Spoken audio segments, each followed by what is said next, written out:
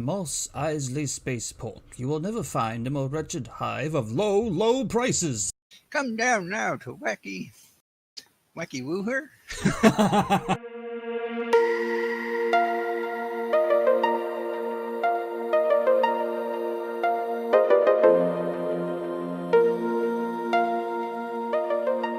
I'm Captain Vinzer Flynn, and you're listening to Shitfaced in Hyperspace.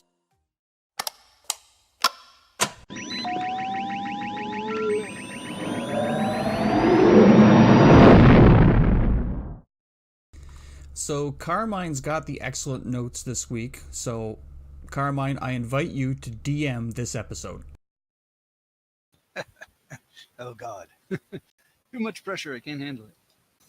So there is a new The Boys Season 2 trailer that Amazon has put out.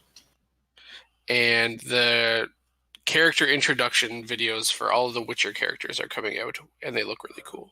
Oh, I haven't seen that yet. I am very interested in The Witcher. I'm watching a 3-minute, The Witcher character introduction, Geralt of Rivia, and it's basically Henry Cavill walking you through who Geralt of Rivia is, and it's really good. Yeah, I watched that one earlier today. It was really good. I will check that out in short order. I'm reading the books right now, so I'm all about Witcher right now. I still haven't played through the third game. It's one of the next ones I'm going to play. I'm trying to clear Fallen Order first. Well, prepare to sink 100 hours into it if you really want to beat everything. Well, I'm not as much of a completionist as I used to be, but I'll get as a good full experience, I'm sure. So, as some of you know, this is episode 11.5 because Carmine and I had a lovely discussion about Chapter 5 of The Mandalorian last night, and I completely fucked up the recording. All right, Mandalorian Episode 5, The Gunslinger. We open with a space battle. Was nice to see. Yeah, some good old dogfighting, right? The only one that felt like that was kind of out of place. I think they established he had to make a crash landing, not a crash landing, but an emergency landing on a nearby planet. Otherwise, he probably would have avoided said planet. I do agree that there wasn't any real build-up on it. It's just oh, okay, this is a thing that's happening right now. Interesting. We did get a couple of cool lines at the start, though, with the pursuer saying, I could bring you in warm or I could bring you in cold. That's my line. But yeah, so the ship takes damage and we get to see him make an emergency landing on a nearby planet. When everybody gets excited, of course, when we hear the space tower pipe in. Welcome to Mos Eisley Spaceport. It's Mos Eisley Tower. And Phoenix and I were incredibly excited to hear we were going back to Mos Eisley, seeing that beautiful orbital shot and then the episode 4 panoramic shot of the city. We could barely stay in our chairs. Yeah, the scenario, it looked like the exact same hill that Obi-Wan and Luke had looked over when they first approached Mos Eisley. I'm pretty sure it is the same hill. I think I saw a side-by-side and it's the same hill. So hitting all the nostalgia points right away. Yeah, this has Filoni written all over it. This entire episode, it might as well just have a big old stamp with his name on it. So we get the Mando lands a ship on Tatooine. He puts Baby Yoda in that little compartment and exits the ship, at which point we get to see 3 of those pit droids jump up to run to the ship that we saw in episode 1. And of course, we see those. I kind of had an inward groan, oh man, are we going to get some episode 1, bad comic relief? But then I remember who's in charge of the show, and I felt better immediately. It was nice to see the Mando shoot at the feet of the droids, too, to make them scare them away. He really hates droids. I guess we kind of know why now, but man, it is a grudge he is hanging on to. So much so that when we see the mechanic appear, and I can't remember the actress's name, but a comedian in the industry. And she was great. She was an awesome character. Very motherly. Yeah, he makes a deal with her before going. He, of course, insists on no droids. So as he's walking away, another bit of nostalgia, she calls him a womp rat. She's kind of like a scolding mother. She's like, do it like this, you idiot. So then the next scene we see, he actually walks out into the street. So we get to see the streets of Mos Eisley. We see moisture evaporators. We see sand, dirt. God, it was like going home. I loved it. Sounds like they haven't been cleaning up even since before New Hope. That same wreckage is still there in Voten Camp. Yep. We get a bit more debris around the area too, as we get to see stormtrooper helmets on pikes, the iconic scene from the trailer. Yeah, it was cool to see that shot finally. I was wondering when it was going to pop up.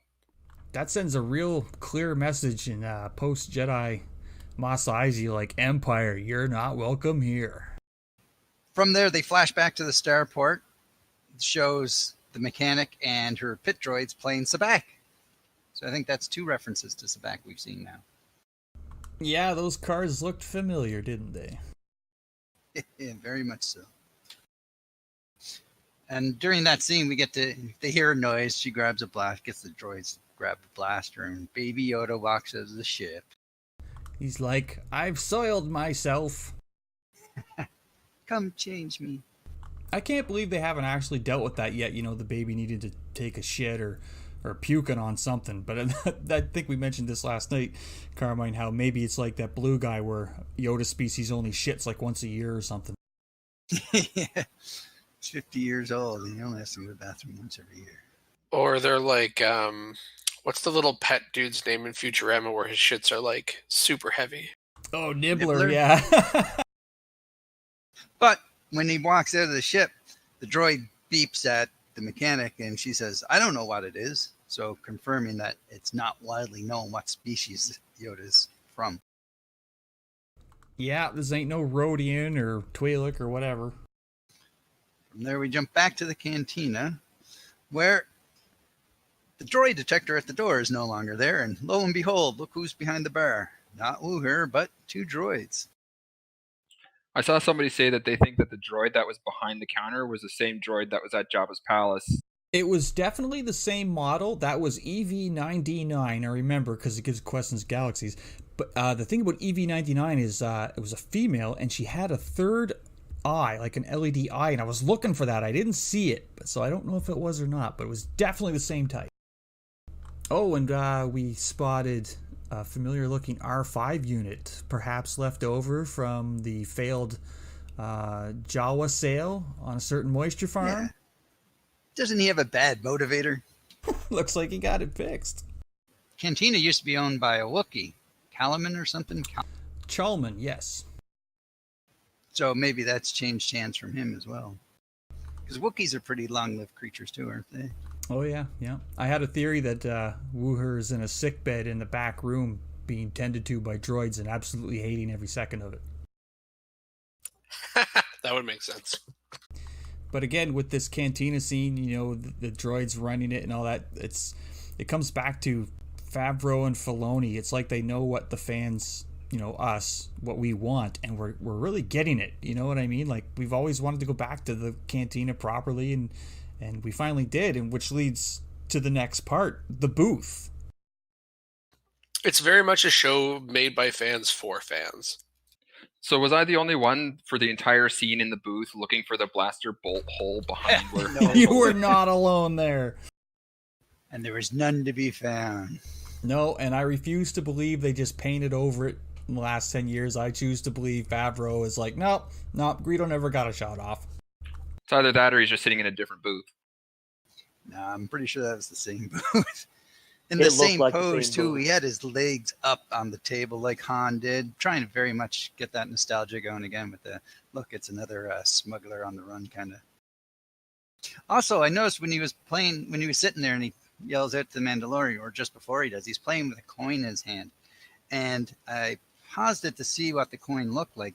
It almost looked like either the Rebel Alliance symbol, but it had stars around, like 3 stars on the bottom of it. And the New Republic is very similar to the Rebel Alliance symbol, but has stars all around the outer edge. Oh, so I wonder if that's a New Republic coin. New currency, yeah, maybe. So yeah, we're introduced to Toro Calican, the guild wannabe. Or as I like to call him, Discount James Franco. And this kid's Carillion if I ever saw one, I guarantee it. Oh my fuck, yes. Seems like a rich kid's son, too.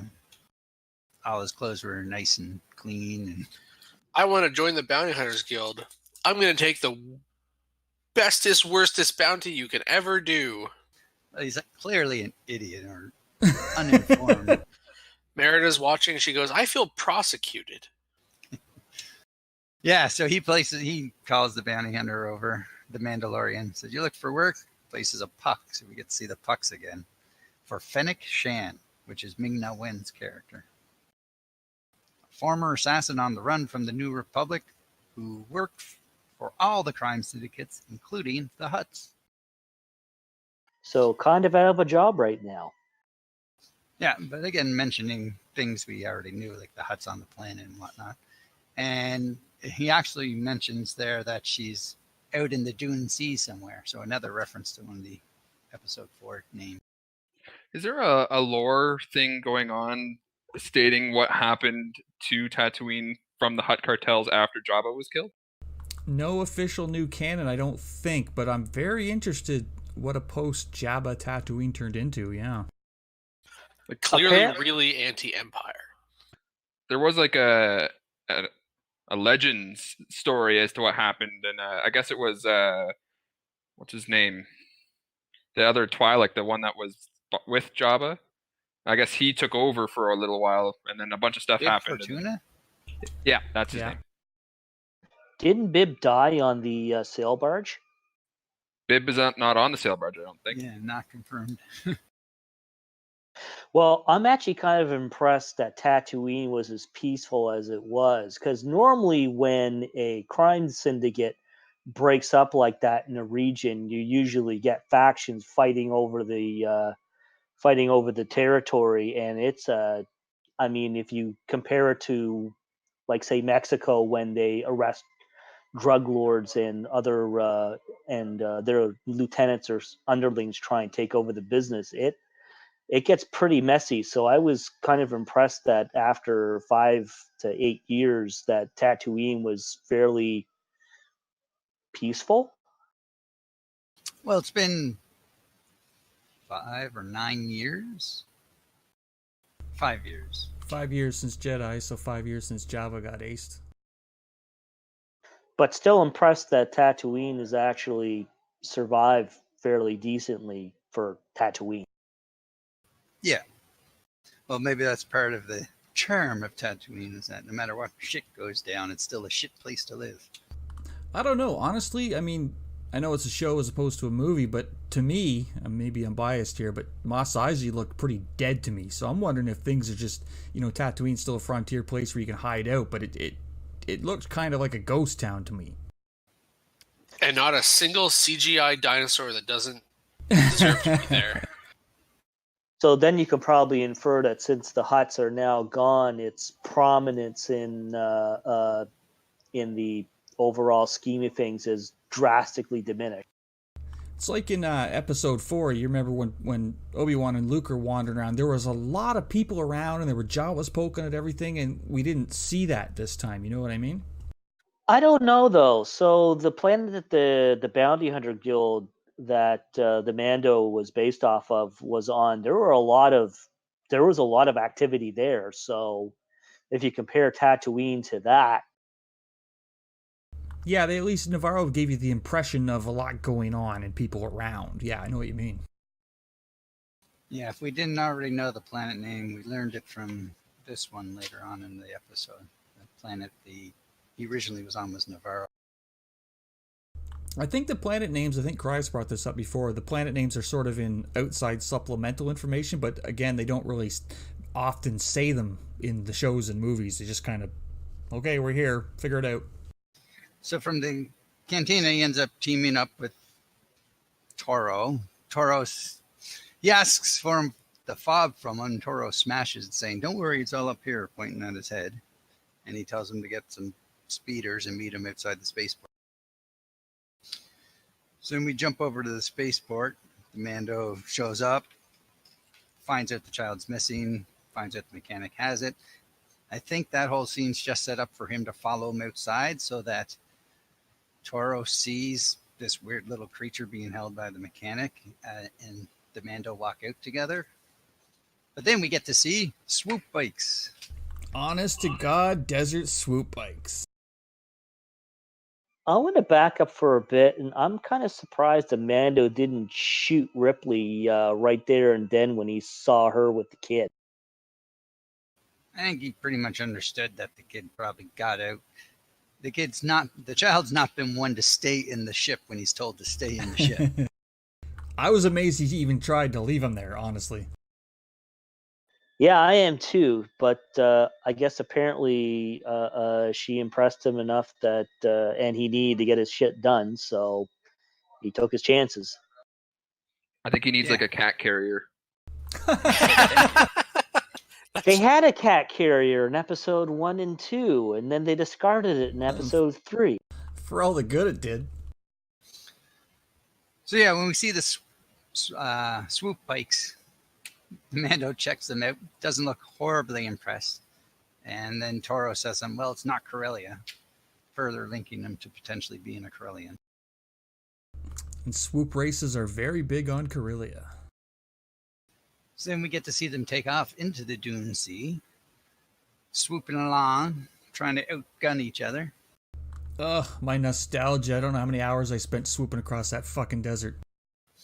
Then we get to see them pull up. He says the Mando spots something in the distance, so they get off the bikes, take a look with some binocs, the similar Magna binoculars that Luke uses. Macro, thank you.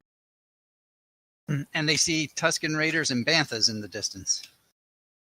And of course, like episode 4, if you've seen the Tuskens in your binoculars, it means they're already right there. Yeah. Toro makes a snide comment about them, and the Mando says, well, why don't you tell them yourself? And they turn around, and there's two right on top of them. They're just standing there like, hey, what's up, guys? That's my favorite scene of the whole show, not gonna lie. Yep. That scene also breaks some pretty interesting ground with the one Tusken Raider there. Trying to find the guy's name, but he's actually a deaf actor, and he's actually using sign language to interact with the Mandalorian. No shit, that's cool. Oh, that's really cool. Yeah, I assumed that was actual American Sign Language, but it was neat to see that they have sign language in. The actor's name is Troy Kotsur. I was really impressed with that scene because it gave the Tusken Raiders a whole another level of complexity, because rather than mindless raiders as they've been portrayed throughout like 7-8 movies, they actually they're actually easy to negotiate with if you know how to talk to them. So yeah, I think it raised an interesting point in that the Mandalorian was probably on Tatooine before because he knew how to communicate with the Tuskens, and he knew not to cross their territory without negotiating first. Tuskens are native to Tatooine too. These aren't guys you would encounter on another planet. So he's been here before and he knows how to deal with them. And he even makes a point of saying to them, you know, we're the interlopers. They're the locals. Yeah, it's right. When Toro's mouthing off, he says to them, they're the locals. So an odd tangent. I saw that somebody brought this up on Reddit the other day I was reading. Somebody has pointed out that the Mandalorian is an excellent example of positive masculinity. He is a badass fighter, kicks lots of ass, but always remembers to say thank you and is grateful to people who help him and isn't like, you know, oh my God, bad thing, shoot it. You know, he is diplomatic and all that good jazz.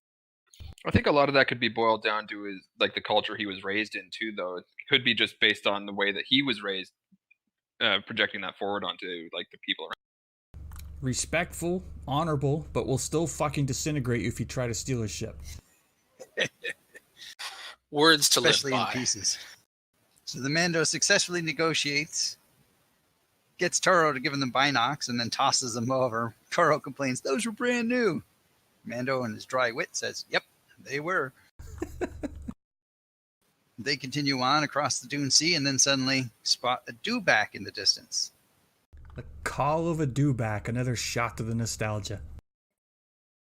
Are dewbacks actually native to Tatooine, or were they only brought there when the Imperials came to Tatooine? I think they were there before the Imperials showed up. I think they kind of requisitioned them locally. I don't know if they're just native to Tatooine or not. Off to Wikipedia. So they identify that the dewback is dragging something with it. its rider, and they're wondering if that's Fennec. So they pursue up to take a closer look. As they roll the corpse over, bang! The Mando gets shot in the Beskar. Turns, runs back up the hill, gets shot in the back. And Windsor, you mentioned last night that it confirms that there is a Beskar back plate on the Mando's armor. Yeah, I was curious if he just had the chest or the back because he's got that cloak, but I guess we know now. And they never really, I don't think they did anyway, I don't remember, they didn't really confirm who that dead rider on the dewback was, but it wasn't. It was just me. I was a little hungover. Just one too many drinks at the cantina. It's like, fuck off. Well, it was definitely someone else going after because she did. He or whoever it was had a fob on. Right. Cryos would have robbed that guy blind. That's true. So then, of course, with a sniper somewhere on the hills, they can't approach during the day. So they make a plan to hunker down. Toro, being the inexperienced one, says, well, won't you just lead? It's like, she's got the high ground. Anakin. Another Easter egg, which the show is full of them. Oh, and my favorite part of this episode, I think it was this scene where, I'm not wearing Beskar. Nope. Yeah. Says, took the shot in the Beskar. Luckily, it held up this range. I'm not wearing Beskar. No, you're not. And we forward to nighttime, and they're laying around.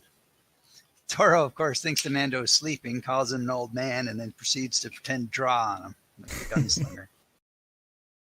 He gets in yet another good line. Just laying there, you done? Really putting the young guy in this place. I think it was around that point I said to Phoenix, like, you know what? I really like this guy. So then they jump on the swoop bikes, and the plan is to charge the position, and while they're traveling, fire flares in the air to blind the scope. And it was a good scene, too. It ratcheted up the tension, like, making that mad dash across no man's land. I thought it was really cool. And of course, Newbie fucks it up. Yeah, blaster bolts going off, flares firing. Yeah, and Toro shoots one into the ground, which allows Fennec to take a shot on the lead bike, which is our hero, the Mandos. He goes flying off. Toro keeps on. Fennec then proceeds to put a shot dead center into the Mando, which apparently the Beskar holds up at closer range as well. Clang! Now I wonder if that black scorch mark's going to be on that until the end of the season. It'd be a nice piece of continuity if it did. And side note, Fennec's helmet was really cool. I really dug the design. We were saying it looked kind of like Zam Wesell's from episode 2.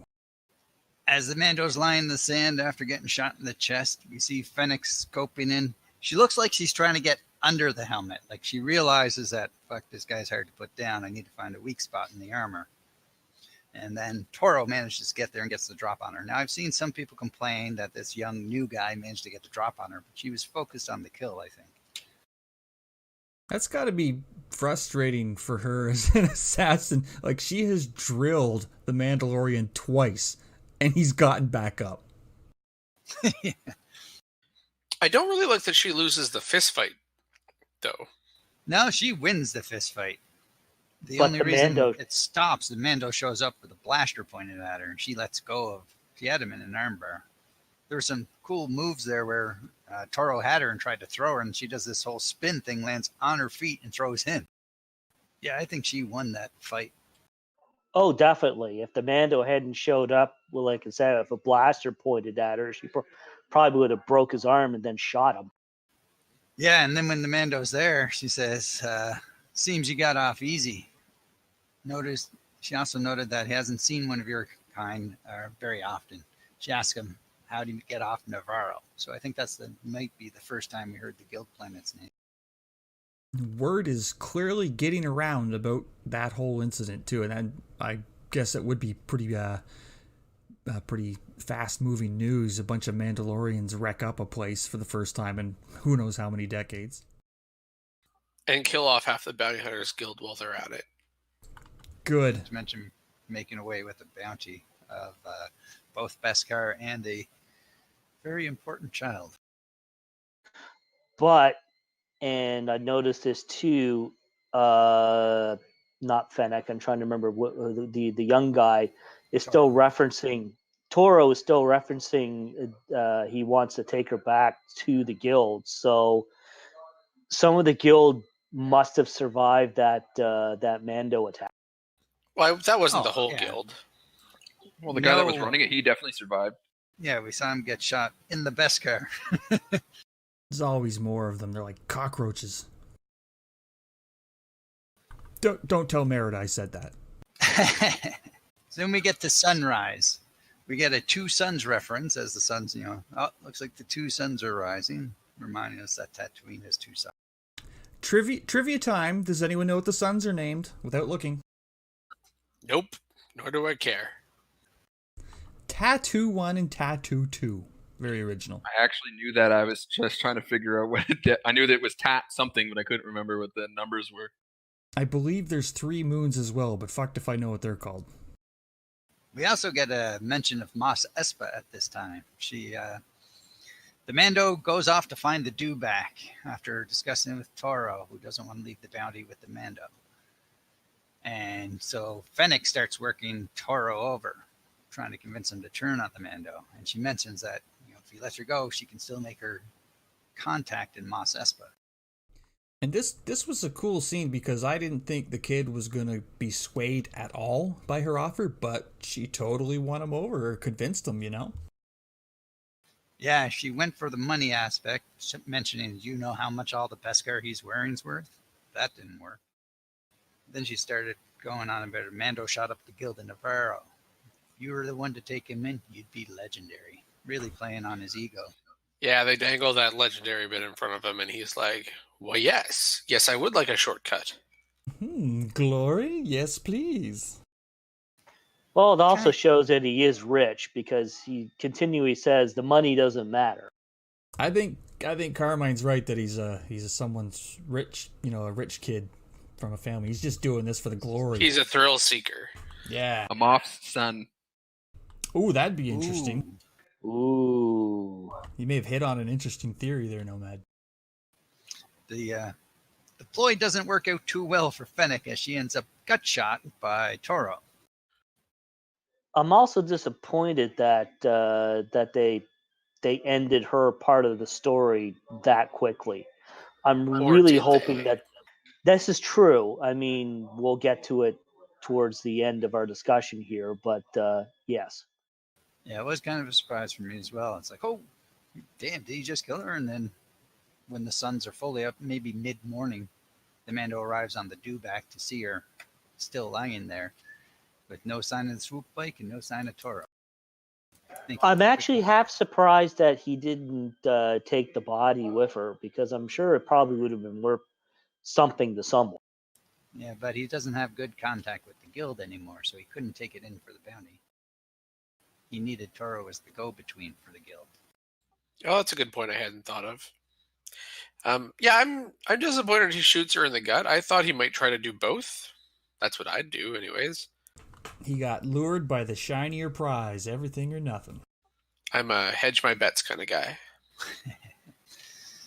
So we get to see the Mando travel back to Mos Eisley, returns on the dewback, takes him the rest of the day, much longer than it took them to get out there on the swoop bikes. And of course, you try to take the body in Cryos after, went through her pockets, stole her boots, and, all her pocket change. Who knows where she could have something of wealth hidden? Well, you grew up on the streets of Nar Shaddaa, so there's a reason you do these things. Survival. So the Mando enters the spaceport where the Razor Crest is docked. We see the pit droids hiding in the cashier booth, whatever the hell you want to call it, next space. And no sign of the mechanic. And then we hear Toro from the Razor Crest as he exits with the child and the mechanic at gunpoint. The Mando's got to be thinking, you are so fucking dead. No, I went with you little shit. Yeah, I could see that. Whatever it was, we knew when he was walking out with the child at gunpoint. that was it. He's living for maybe another minute on screen, and then gone.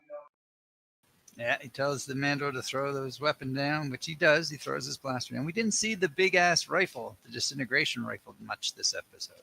No, He you're didn't right. even have it with him. Like, he No. didn't bring it with him, which I thought was odd.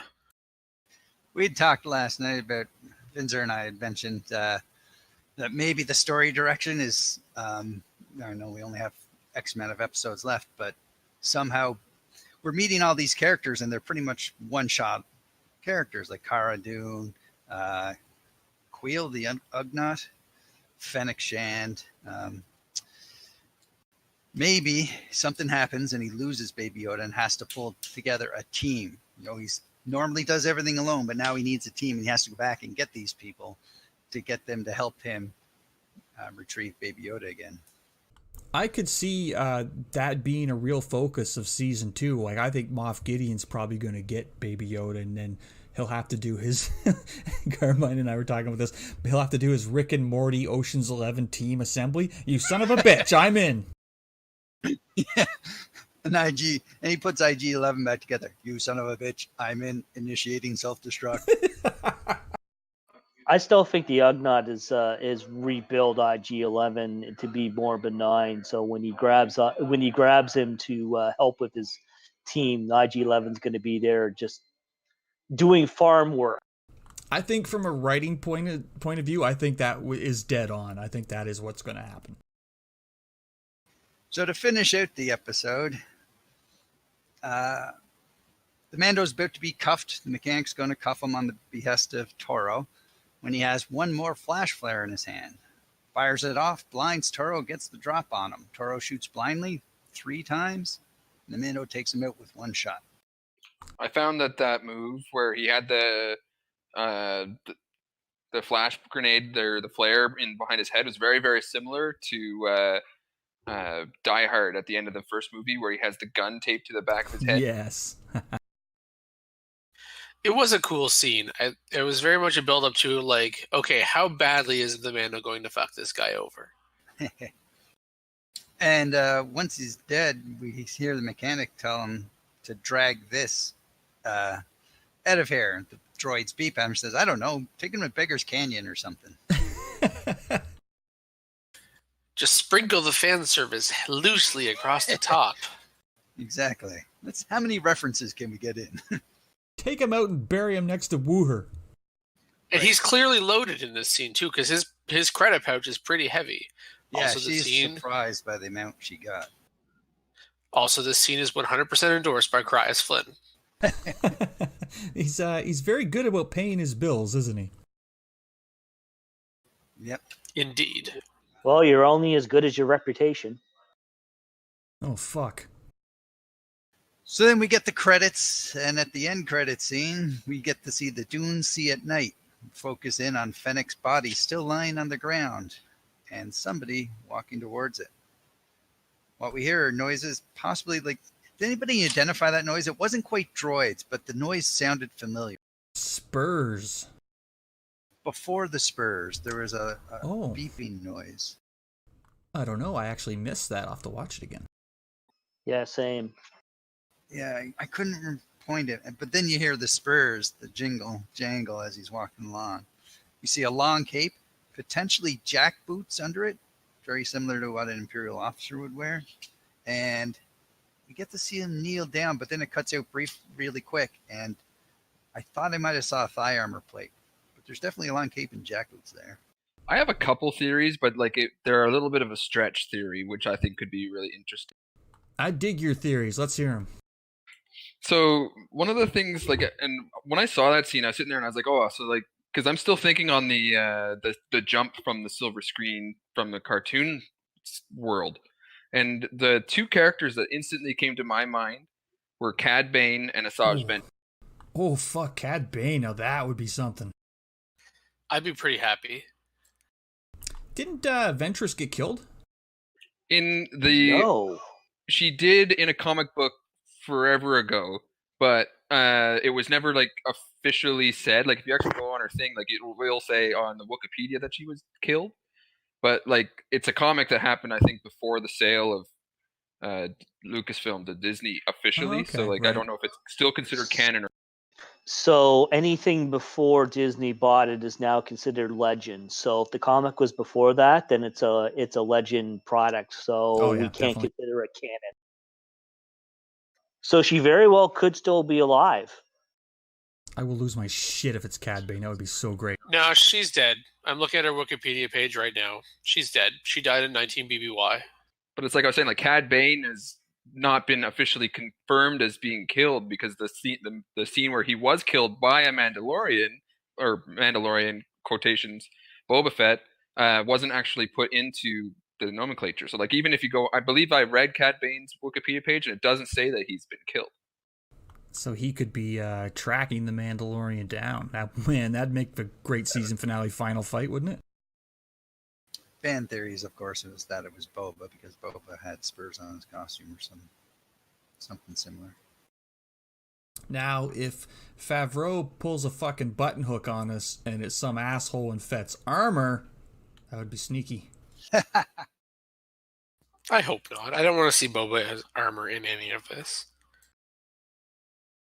No, it would somehow dilute this whole thing. Yeah, name dropping and bringing nostalgia is great, but you don't need to bring one of those older characters like that into it.